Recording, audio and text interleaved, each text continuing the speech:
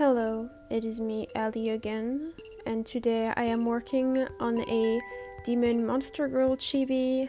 This is an original design that I might sell as an adaptable along with the other designs I have created, but I am not quite sure yet. I will sell some adaptables at some point, so if you are interested, make sure to go check my Twitter, because I will most likely sell them over there. I will let you know if I actually do end up selling adoptables.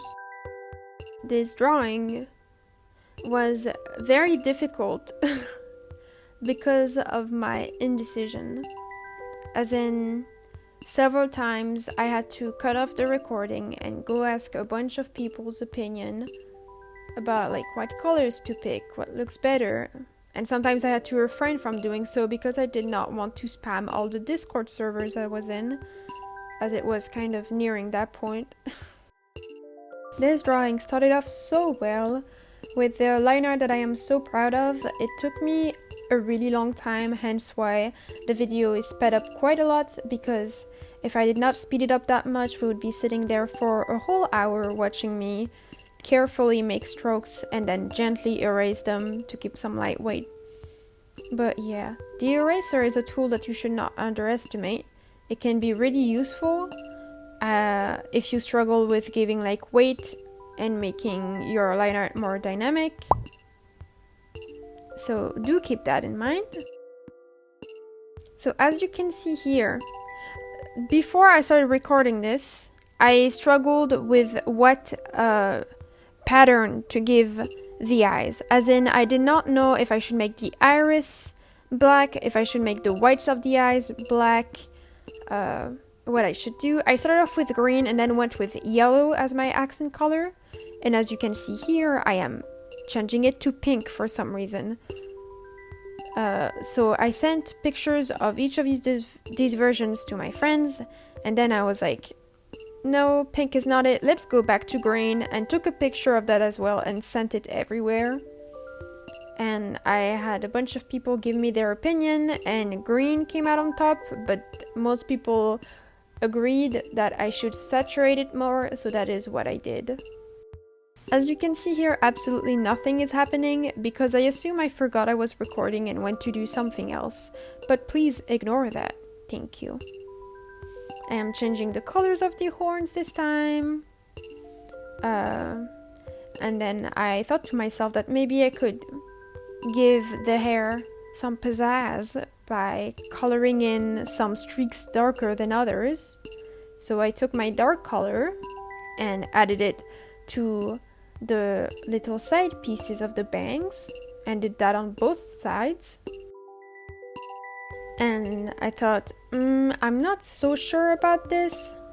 So then, wouldn't you guess, I changed it again right afterwards by turning it green, taking screenshots. There you go, I'm turning it green. And all of this was pretty much for nothing, because at the end of the day I was happy with the original design I did. So here I am finally moving on with the blushing layer, which I usually add. Then I am messing with the settings because I'm undecisive, and I moved on with the shading. I applied a big layer of spray paint type brush in the pink color that you can see here. And what I did is that I carved out my shadows, which I think looked great. It pushed me to put some shadows everywhere where it needed to be. It really pushed me to not be lazy about it. And I think it looked great, especially on the hair. So I might redo that technique on other projects. I believe I did the same technique on the little cowgirl I did. But I do not remember quite well. So here I am carving out all the little details of the dress. And then of the legs, and I believe the last thing I did, is the hair. The brushes that I use are the basic Procreate brushes, by the way. I don't use any other brushes. I might show you what brushes I use in detail in one video if people are interested, of course. I I added a gradient to the layer from an orangey pink to a more purplish pink to make it a bit more interesting. I believe that adding gradients to your art really takes it to another level. Even if it's very subtle, I had a small shadow, and here I am highlighting. The reason why my highlights are usually so shiny is because what I do is once I am done highlighting, I duplicate the layer, and then I set the second layer to a Gaussian blur and set it to the add setting. And I lowered the opacity a bit, and it makes the highlights look extra shiny, and I believe it looks great. I am adding sparkles to the hair, as I usually do in all of my drawings. And here I am messing with the line art for no reason. I will go back on this later. I am also messing with the color of the eyelashes for no reason as well. I don't know why, I was so indecisive today. And yeah, I believe it's almost done. The only thing that changed in the end is that I forgot to ink the tail that I put at the very beginning like an idiot. So here you can see the tail added back afterwards. It looks a bit awkward, but oh well. I hope you enjoyed this video, and if you would like, you could subscribe to my channel and watch a few more.